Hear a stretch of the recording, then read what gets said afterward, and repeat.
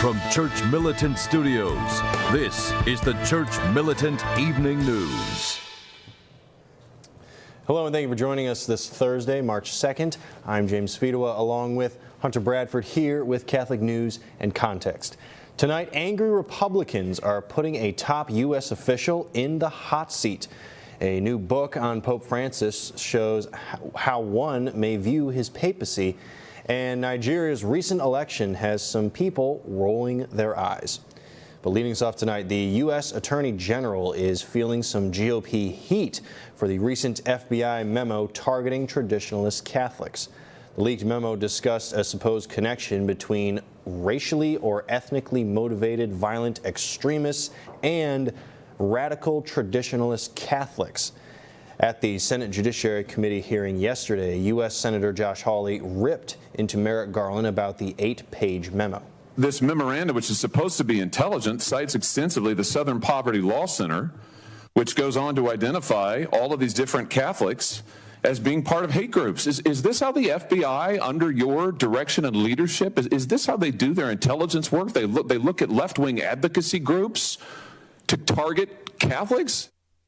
His answer was, "Oh, I don't know. I don't know anything."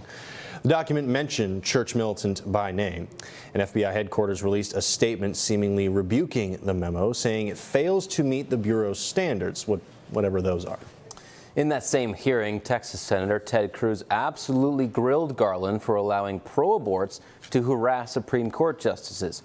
Cruz slammed the FBI for not prosecuting any anti-life activists for illegally protesting outside justices' homes in the lead-up to the Dobbs decision.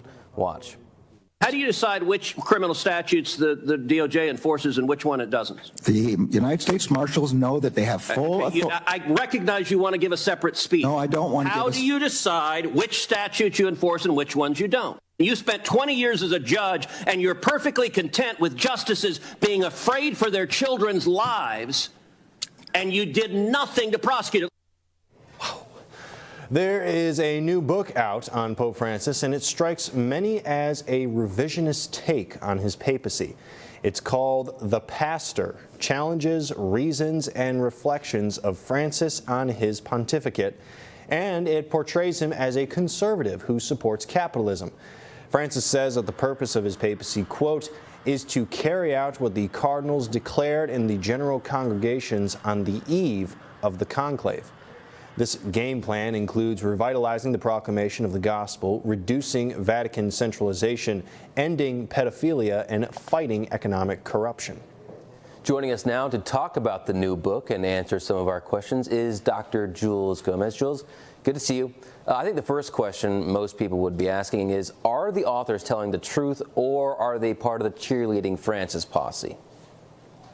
It's a very difficult question to answer, Hunter, but we can say that the book intends to present the other side of Francis, the smiling Francis, if you will, the happy Francis, because in the extended interviews in the book, Francis describes himself as a happy person, a person who is near. And he says the motto of his pontificate ought to be nearness. And when he's asked whether it's actually mercy, he says, well, nearness leads to mercy.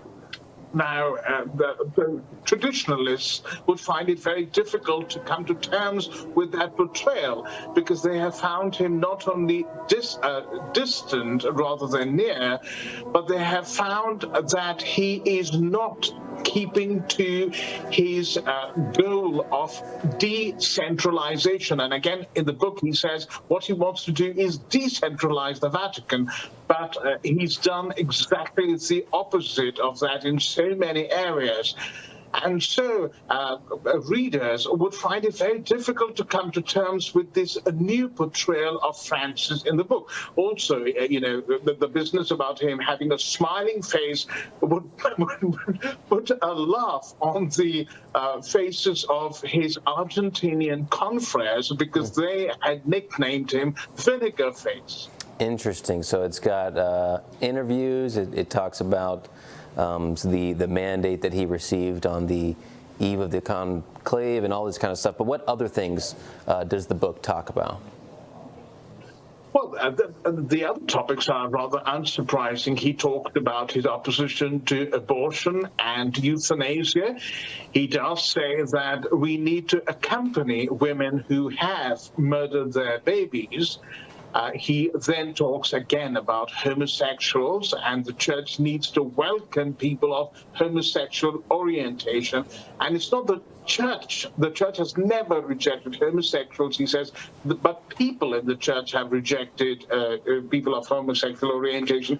He talks about people on benefits and says that workers need to be given, the benefits need to stop at some stage, and workers need to be put back onto jobs because the dignity of labor is very important. He talks about his own vocation. At one point, he thought about becoming a doctor, but he had so many theological books in his room that his mother guessed he was going to be a doctor of souls. Hunter.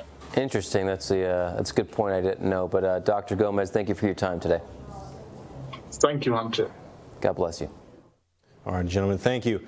The German bishops' spring plenary assembly is wrapping up today in Dresden. A little unsettling is what happened Monday when German Bishops' Conference President Georg Betzing told reporters he was ignoring the Vatican. He revealed he sent a letter to the Vatican officials saying he would reject their veto of his proposed synodal council. Betzing intends to move forward with plans for a lay-led council, which critics say would undermine bishops' authority. Continuing with the Rhineland, an Orthodox German prelate is reflecting on the late Joseph Ratzinger and his handling of problematic ideologies. In a recent First Things article, Cardinal Gerhard Müller testified to the charitable way Benedict XVI distinguished between acceptable and incompatible notions in different worldviews, specifically liberation theology. Müller declared he in fact affirmed liberation theology to the extent that it sought to help the poor.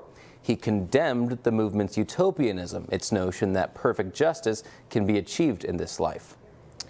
And Nigeria's presidential election concluded yesterday, and Catholic bishops in the country warned things might not have been fair. A press release from one of the heads of the Nigerian Bishops' Conference reads, "The experiences of many voters on the election day were a far cry from the hitch-free exercise that was repeatedly promised." And a statement from Caritas Nigeria, a Catholic outreach organization founded by the Nigerian bishops, says, "In some instances, sensitive and non-sensitive materials were burnt by thugs. Voters and observers were beaten to stupor in the full glare of security personnel who not only watched these happen, but participated in the charade in some polling units in Lagos, FCT, Delta, and Rivers states." A West Coast bishop is giving a strong statement in defense of the seal of confession. Bishop Thomas Daly of Spokane, Washington, told the Washington Examiner, "Priests and bishops will go to jail rather than break the seal of confession. I'm confident that the priests in the Diocese of Spokane and my brother bishops would do that. So sacred is that bond."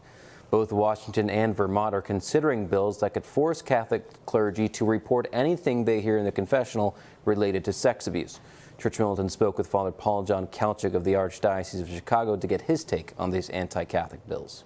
If a priest does break the sacred seal by the Church's own laws, he will be automatically excommunicated. Many priests have gone to prison for their noncompliance with civil laws, forcing them to break this sacred seal in the past. Priests care more for keeping the Church's canons and their priesthood than keeping civil laws. Wise words from Father Kalchik. Lawmakers in a largely Mormon state have gone another year without reforming sex abuse laws. Sex abuse advocates are blasting Utah lawmakers for not reforming a legal loophole which exempts clergy from reporting abuse. But Catholics fear that if any reform bill is not worded carefully, Catholic clergy could be under legal pressure to break the seal of confession, which the Church deems an excommunicable offense. According to reports, a large array of religious groups have presented 4 separate proposals to make clergy mandatory reporters of abuse.